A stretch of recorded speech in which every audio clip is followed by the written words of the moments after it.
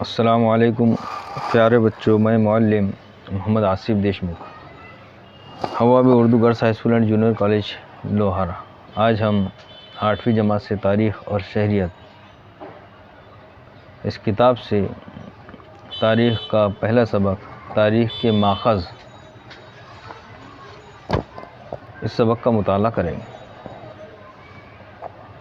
ہم اس سے قبل قدیم بھارت اور عہد وسطیٰ کے بھارت کی تاریخ کے ماخذوں کا مطالعہ پچھلی جماعت میں کر چکے۔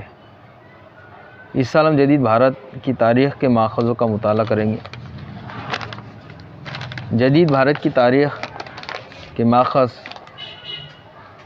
جن میں طبعی ماخذ، تحریری ماخذ، زبانی ماخذ اور سمعی و بصری ماخذ شامل ہے۔ ماخذ جہاں سے اخذ کیا جاتا ہوں، ذرائع بھی ہم اس کو کہہ سکتے ہیں تاریخ کے۔ طبعی ماخذ، تاریخ کے طبعی ماخذ میں مختلف اشیاء، عمارتوں، سکوں، مجسموں، مہروں وغیرہ کو شامل کر سکتے ہیں۔ عمارتیں اور تعمیرات، برطانوی حکمراں اور بھارت کی دیسی ریاستوں کے حکمرانوں کا دور حکومت جدید بھارت کی تاریخ کا دور تسلیم کیا جاتا ہے۔ اس دور میں مختلف پل، سڑکیں، پانی کی سبیلیں، فوارے وغیرہ تعمیر کیے گئے۔ ساتھ ہی ساتھ انگریزوں کے انتظامی دفاتر، مقامی رہنماؤں کے، مقامی جو حکمراں تھے ان کے محلات، رجواڑے جس کو ہم کہیں گے، قلعے، جیل، رہائشی عمارتیں وغیرہ تعمیر کی گئیں۔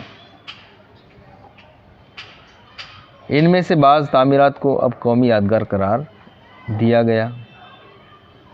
ان تعمیرات سے ہمیں اس زمانے کی خوشحالی، معاشی خوشحالی، طرز تعمیر کی معلومات وغیرہ حاصل ہوتی ہیں۔ جیسے انمار کی سیکولر جیل کی سیر کرنے پر سواتنتر ویر ساورکر کے انقلابی کاموں، ممبئی کے منی بھون، وردھا میں سیواگرام آشرم دیکھنے پر مہاتما گاندھی کے دور کی تاریخی معلومات حاصل ہوتی ہیں۔ کیا آپ جانتے ہیں عجائب گھر اور تاریخ؟ عجائب گھروں میں مختلف اشیاء، تصاویر، فوٹو وغیرہ محفوظ رکھے جاتے ہیں۔ عجائب گھر جو ہوتے ہیں اس میں تصاویر، فوٹو وغیرہ محفوظ رکھے جاتے ہیں، جن سے تاریخ کا مطالعہ کرنے میں مدد ملتی ہے۔ پونا کے آغا خان پیلیس میں گاندھی میموریل میوزیم میں مہاتما گاندھی کے استعمال کی کئی چیزیں اور کاغذات دیکھنے کو ملتے ہیں۔ اس کی تصویر ہم اپنے سامنے اسکرین پر دیکھ رہے ہیں۔ مجسمے اور یادگاریں، آزادی سے قبل اور آزادی کے بعد کے عہد میں کئی شخصیات کی یادگاریں مجسمے کی شکل میں قائم کی گئی۔ یہ مجسمے بھی جدید بھارت کی تاریخ کے مطالعے کے نقطہ نظر سے اہمیت کے حامل ہیں۔ مختلف مجسموں کے ذریعے اس زمانے کے حکمرانوں اور سماج کے محترم افراد کے بارے میں معلومات حاصل ہوتی ہیں۔ جس شخص کا مجسمہ ہے اس کا پورا نام، ولادت اور وفات کی تاریخ، اس کے کاموں کا مختصر احوال، حالات زندگی کی معلومات ایک تختی پر تحریر ہوتی ہے۔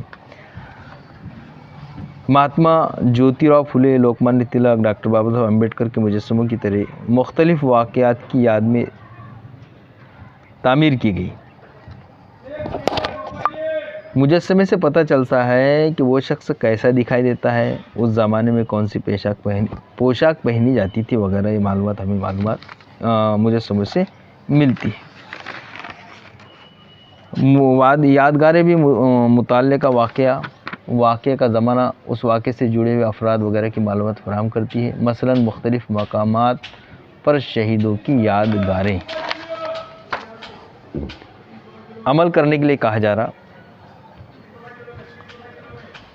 آپ کے قرب جوار میں موجود یادگاروں اور مجسموں کے بارے میں معلومات حاصل کیجیے۔ اس واقعے شخص کے بارے میں جو معلومات حاصل ہو اس کا اندراج کیجیے، اس کو لکھیے۔ چلیے اگلا ماخذ ہمارا تحریری ماخذ۔ جدید بھارت کی تاریخ کے تحریری ماخذ میں درج ذیل وسائل شامل ہیں، جیسے خط و کتابت، رسائل، غیر ملکی افراد کے اندراجات، کارخانوں کے ریکارڈ، اخبارات، آپ بیتی، سوانح عمریاں، کتابیں وغیرہ۔ اس میں دیکھتے ہیں ہم اخبارات اور رسائل۔ اخبارات سے عصری واقعات سے متعلق معلومات حاصل ہوتی ہے، یعنی زمانے کی معلومات، اس زمانے میں کیا ہوا وہ معلومات ہم اخبارات سے حاصل کرتے ہیں۔ اسی کے ساتھ واقعے کا جامع تجزیہ، محترم شخصیات کی موافق و مخالف رائے، ادارے شائع ہوتے ہیں، ہمیں ان کے ذریعے اس زمانے کی سیاسی، سماجی، معاشی اور تہذیبی تبدیلیوں کی معلومات حاصل ہوتی۔ آزادی سے قبل کے دور میں گیان ادے، گیان پرکاش، کیسری، دین بندھو، امرود بازار پتریکا جیسے اخبارات عوامی بیداری کے اہم ذرائع تھے۔ ان اخبارات کے ذریعے ہم برطانوی حکومت کی بھارت سے متعلق پالیسیوں اور ان کے بھارت پر ہونے والے اثرات کا مطالعہ کر سکتے ہیں۔ برطانوی دور میں اخبارات صرف سیاسی نہیں بلکہ سماجی بیداری کے وسیلے کے طور پر بھی کام کر رہے تھے۔ وشنو شاستری چپلونکر کے ماہنامے، نبند مالا اور لوک ہت وادی عرف گوپال ہری دیشمکھ نے پربھاکر نامی ہفتہ روزے میں لکھے گئے 100 خطوط کے ذریعے مختلف سماجی اور تہذیبی موضوعات پر اظہار خیال کیا ہے۔ آئیے جان لیں ڈاکٹر بابا صاحب امبیڈکر اور اخبارات۔ ڈاکٹر بابا صاحب امبیڈکر نے جنوری 1920 میں موک نائک نامی 15 روزہ شروع کیا، جو 15 دن کے بعد نکلتا تھا، لیکن انہیں اعلیٰ تعلیم کے لیے برطانیہ جانا پڑا، جس کی وجہ سے وہ اس اخبار کو اپنے ساتھیوں کے سپرد کر گئے۔ ڈاکٹر بابا صاحب امبیڈکر نے اپریل 1927 میں بہشکرت بھارت نامی اخبار شروع کیا۔ انہوں نے عام لوگوں کو بیدار کرنے اور منظم کرنے کے لیے اس اخبار میں مضامین لکھے۔ اس کے علاوہ انہوں نے جنتا اور پربدھ بھارت نامی مزید اردو اخبار جاری کی۔ مزید 2 اخبار جاری کی۔ نقشے اور خاکے۔ نقشوں کو بھی تاریخ کا اہم ماخذ تسلیم کیا جاتا ہے۔ نقشوں کی وجہ سے ہم شہروں یا کسی مخصوص مقام کی تبدیل ہوتی نوعیت کا مطالعہ کر سکتے ہیں۔ برطانوی دور میں قائم شدہ ایک آزاد محکمہ سروے آف انڈیا نے بھارت کے مختلف صوبوں اور شہروں کا سائنٹیفک طریقے سے جائزہ لے کر نقشے تیار کیے ہیں۔ نقشوں کی طرح ماہر تعمیرات آرکیٹیکٹ کے تیار کردہ خاکے بھی فن تعمیر، فن عمارت سازی نیز کسی حصے کی ترقی کے مراحل کو سمجھنے کے نقطہ نظر سے اہمیت رکھتے ہیں۔ مثلاً ممبئی پورٹ ٹرسٹ کے پاس ممبئی بندرگاہ کے پہل تیار کردہ خاکے ہیں۔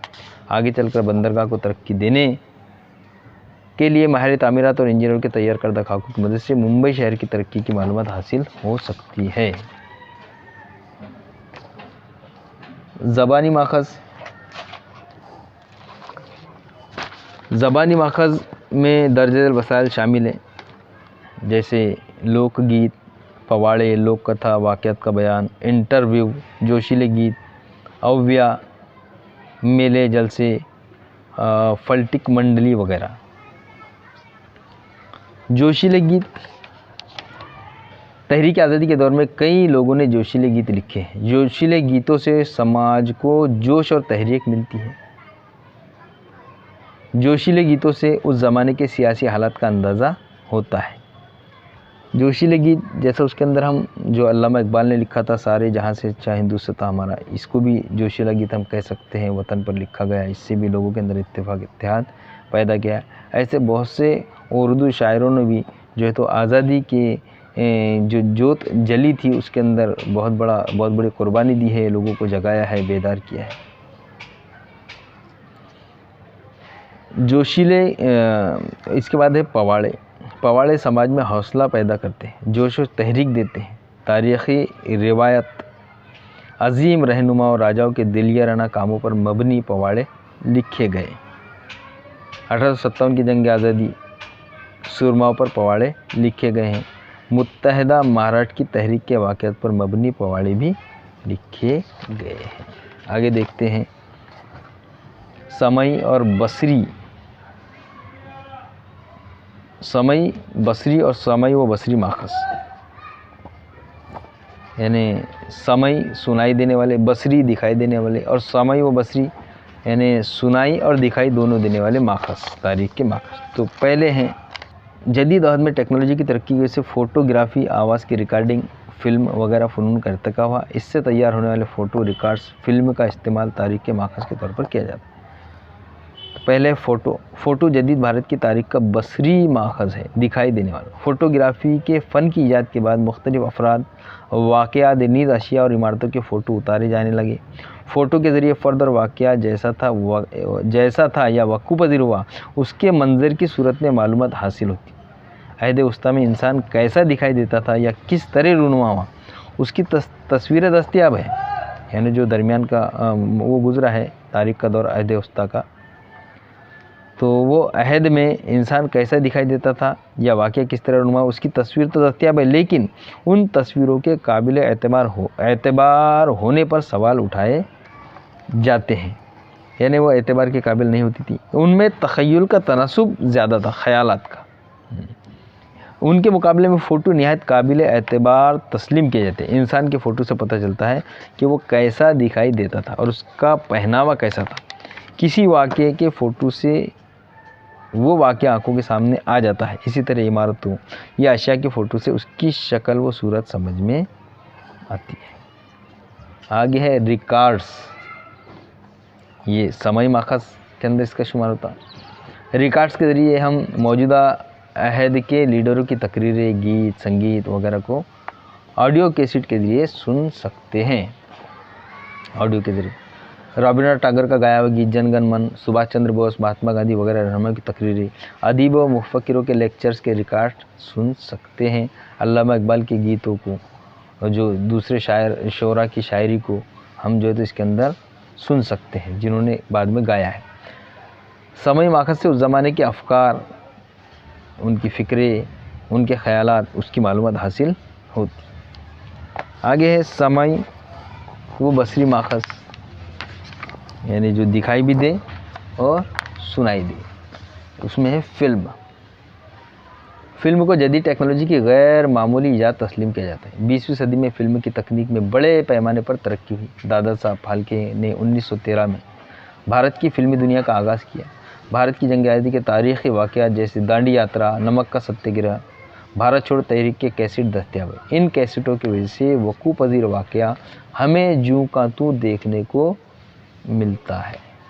قدیم اور عہد وسطیٰ کے مقابلے میں جدید بھارت کی تاریخ کا مطالعہ کرنے کے لیے بڑی تعداد میں اور مختلف قسم کے ماخذ دستیاب ہیں۔